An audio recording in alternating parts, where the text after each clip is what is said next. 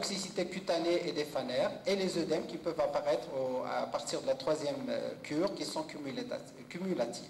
Le traitement, bien sûr, la corticothérapie et la prévention de ces effets indésirables. Pour les cancers métastatiques, il y a plusieurs types de protocoles. On les indique en fonction, bien sûr, du traitement qui a été réalisé en adjuvant, en fonction de l'évolutivité de la tumeur. L'évolutivité, comme on le sait, c'est à travers le délai entre le traitement adjuvant et la survenue de métastases. Plus ils sont évolutifs, plus ils sont agressifs et donc nécessitant des traitements plus importants. Il y a le protocole pharmo-endoxon tous les 15 jours, protocole SIM, sein inflammatoire et métastatique, qui est très aplasion, qui est très toxique, mais qui peut être plus efficace et améliorer la survie. L'association avec les taxanes toujours est admise, en particulier avec le 5-FU, avec le Xeloda, avec les thérapies ciblées, la vinorelbine également. Donc je passe sur les effets indésirables pour dire à la fin qu'il y a plusieurs alternatives thérapeutiques. La toxicité elle est dépendante de la molécule et de la patiente, et bien sûr il y a des susceptibilités individuelles qu'il faut diagnostiquer et traiter.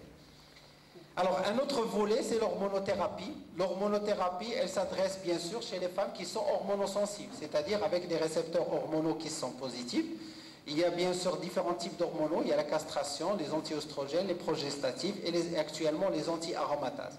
En adjuvant, le tamoxifène a montré un bénéfice par rapport à l'absence d'hormonothérapie chez les femmes au bout de 15 ans, jusqu'à 15 ans de survie. Donc, maintenant, les nouvelles thérapeutiques anti-hormonales, c'est les anti-aromatases. Il y a 3 types d'anti-aromatases, les anastrozole, le létrozole et l'exemestane.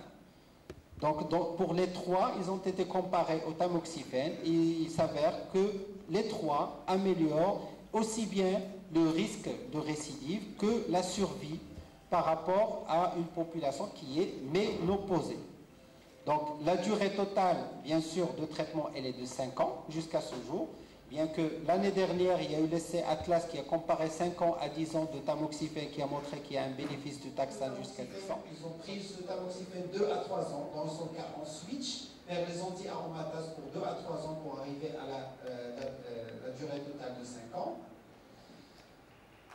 Si la tolérance est bonne, donc on continue les anti-aromatases, sinon on passe à un autre anti-aromatase, voire on revient au tamoxifène. Donc, les 3 essais phares qui sont l'attaque, le BIC et le TIC ont montré que les anti-aromatases sont nettement meilleurs que le tamoxifène chez les femmes ménopausées. Alors, les thérapies ciblées, c'est un autre volet très important dans le cancer du sein. L'avantage, c'est qu'ils n'ont pas les effets indésirables de la chimiothérapie. C'est des traitements qui s'adressent aux altérations cellulaires au niveau de, donc soit à la membrane cellulaire, donc il y a les voies de signalisation au niveau de la membrane qui permettent de recevoir donc le signal de croissance tumorale, soit aux voies de signalisation intracellulaire, soit carrément aux altérations génétiques comme le Gleevec par exemple pour les gystes. Et puis, il y a un autre volet qui s'adresse à l'environnement tumoral, c'est-à-dire à la vascularisation tumorale pour permettre donc d'asphyxier les cellules cancéreuses et donc d'arrêter leur prolifération. Alors, je commence par l'HER2, qui est un élément très important actuellement dans l'arsenal thérapeutique. C'est des récepteurs membranaires du gène SERP2. Ils sont détectés soit en immunohistochimie, soit en immunofluorescence, donc cancer du sein qui peuvent bénéficier du traitement. Et on a actuellement l'herceptine, les 2 molécules qui sont commercialisées, c'est l'herceptine et puis le paire de récepteurs HER2. Donc l'herceptine en adjuvant, il est indiqué pendant 1 an dès qu'il y a une surexpression de l'HER2. En métastatique également, et l'essai BCRG a montré qu'il y a un bénéfice aussi bien en survie qu'en récidive.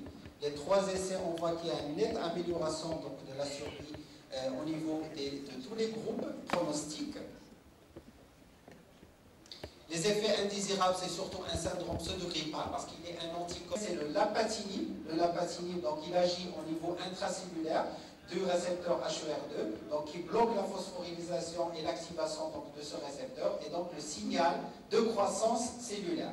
Donc il est indiqué après échec de l'herceptine et en association avec le cabecitabine a permis d'améliorer donc la survie qui passe de 4 à 6 mois. Alors, pour les patients qui ne surexpriment pas l'HER2, on a une amélioration notable en association avec le paclitaxel.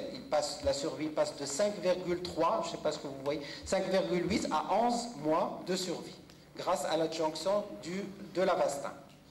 Avec le docetaxel, ça n'a pas été aussi efficace. Aux États-Unis, donc, ils l'ont retiré comme association. Et puis, les autres facteurs de croissance, il y a les signaux intracellulaires. Après avoir activé le récepteur HER2, il y a par la suite une cascade de croissance, en particulier ce gène mTOR, qui actuellement, pour lequel donc, il y a l'éverolimus, qui permet donc de bloquer cette voie de signalisation pour permettre de bloquer la migration de la croissance cellulaire. Donc l'association ce mTOR, donc ici c'est le RAD001, associé au tamoxifène, permet donc d'améliorer la survie qui passe de 42% à 61%. Après avoir donc vu cette idée sur tout le traitement, la panoplie des moyens, après avoir traité ces patients, quels sont les moyens de surveillance? D'abord, pourquoi il faut faire la surveillance? Parce qu'on sait que 50% vont rechuter dans les 10 ans. Donc il y a un intérêt important à surveiller ces patients. Beaucoup, les 2 tiers ou les 3 quarts vont récidiver en métastatique et le 1 quart en local. 80% avant 5 ans. C'est pour cela qu'il faut surveiller de façon beaucoup plus minutieuse dans les 5 premières années. On surveille bien sûr le sein traité, le sein contralatéral, l'existence ou pas de métastase et puis les effets iatrogènes des traitements. Ça inclut les médecins généralistes, ça inclut les oncologues, les gynécologues, les radiologues pour pouvoir faire une surveillance dans les règles. Alors le calendrier de surveillance, il y a 2 types de cancers. Il y a les cancers à bas risque de récidive, les N-, et les cancers à haut risque, c'est-à-dire les N+. Donc pour les N-, il faut faire un examen clinique, une mammographie annuelle. Donc au début, le rythme de surveillance, c'est tous les 3 à 6 mois pendant 5 ans, puis une fois tous les ans. Et la mammographie tous les 12 mois. Pour les autres, la même chose, tous les 3 à 6 mois pendant 5 ans, puis une fois par an, à vie, bien sûr, et la mammographie tous les ans. Et on ajoute également l'échographie, la radio pulmonaire et d'autres examens en fonction des signes ou s'il existe des symptômes cliniques. La surveillance des effets indésirables des traitements, en particulier lorsqu'on a administré de la chimiothérapie, donc les anthracyclines, il faut surveiller le cœur à 1 an et à 5 ans, la NFS tous les 2 ans pour le risque leucémique, les anti-aromatases, c'est surtout l'ostéodensitométrie pour l'ostéoporose induite par les anti-aromatases, le tamoxifène. Bien sûr, on sait qu'il augmente le risque de cancer de l'endomètre, donc la surveillance utérine s'impose. En cas de curage, il faut surveiller bien sûr le lymphodème, parce que c'est un élément qui peut altérer la qualité de vie. Et donc le traitement, c'est surtout la contention, la kinésithérapie, le drainage lymphatique, et ça nécessite une prise en charge multidisciplinaire. Alors, pour terminer, on a parlé hier de l'intérêt de la prévention primaire du cancer.